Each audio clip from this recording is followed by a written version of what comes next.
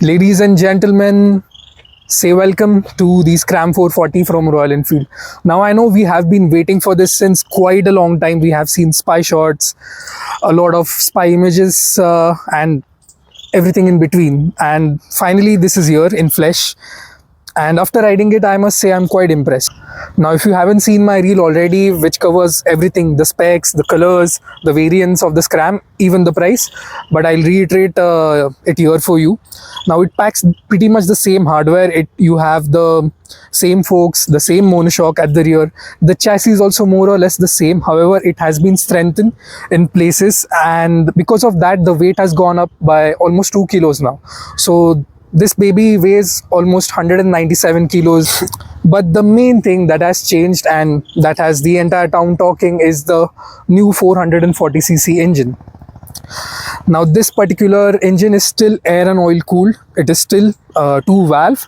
But the biggest change here is the increase in the engine capacity, which is now 443 cc's to be exact.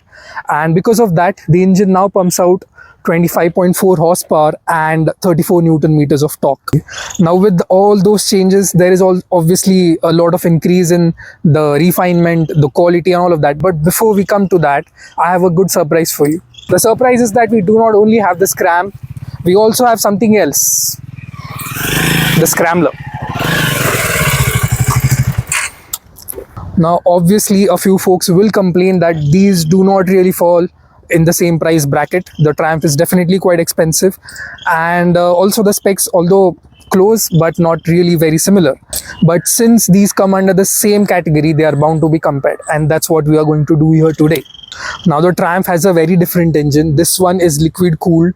It has 4 valves, DOHC setup as compared to the SOHC setup which is there on the Scram, and that's why it also develops a much higher peak power of 40 horsepower and 37 newton meters of torque compared to this, which develops around 25.4 and 34 newton meters of torque.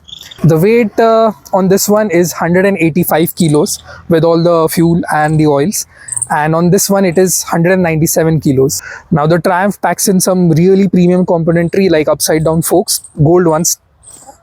Then you have a gas charge monoshock at the rear. However, the travel on this one, at least on paper, is not a lot. It's 150mm and 150mm both at the front and rear, as compared to the Scram 440, which packs 190mm front travel and 170mm rear. The biggest change that has come with the 440 variant is now the addition of alloy wheels, which makes it a lot easier for someone who is into touring or just going long distance traveling and everything, because you don't have to worry a lot about punctures right now. Now, talking about the ergonomics, you have a pretty low 800mm seat height in the Scram 440, and what that allows you to do is nicely flat foot. I am 5 feet 11 inches tall, and I have a pretty decent in-seat. Once you are in the saddle, you have a pretty decently commanding position with a pretty nice reach to the bars. Now, one thing that I found out was that the bars on this one are slightly lower as compared to the previous Himalayan, the 411, and that makes it quite nice for in-city use and in traffic. On the Scrambler, the seat height is 835mm, which may come as tall for someone who is less than 5'9" or 5'8", but honestly, for me, I can easily flat foot. I have a very nice commanding position up front.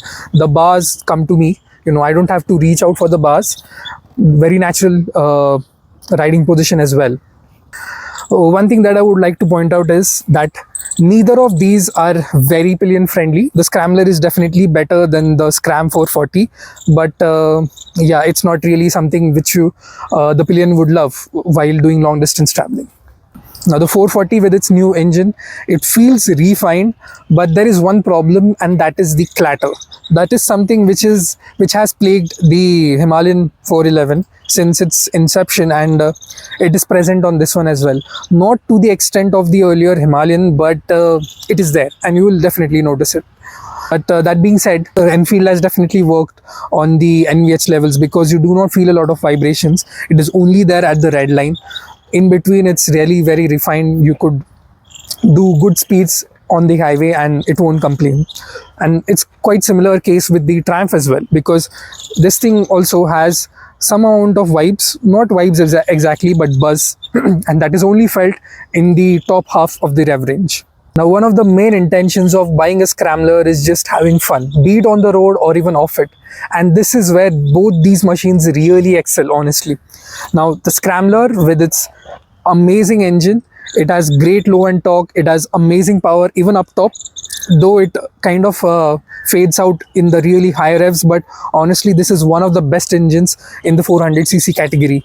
And honestly, so is this, with all the changes which Royal Enfield has done, be it in terms of refinement, in terms of the way the power output is right now, you have definitely a much better top end as compared to the previous Himalayan 411.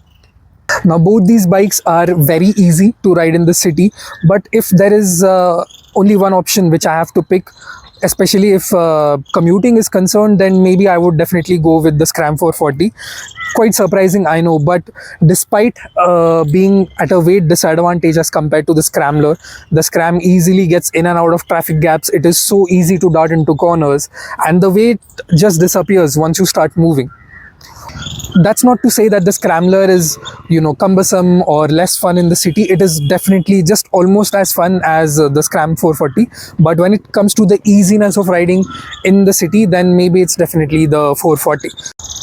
One thing that did surprise me in this comparison is the suspension, really, because I was expecting the Scrambler to be slightly stiffer than the 440, because this one is based on the Himalayan, and from what I can remember of the Scram 411 was that it was more or less similar to the Himalayan when it comes to the suspension. But this time the tables have turned.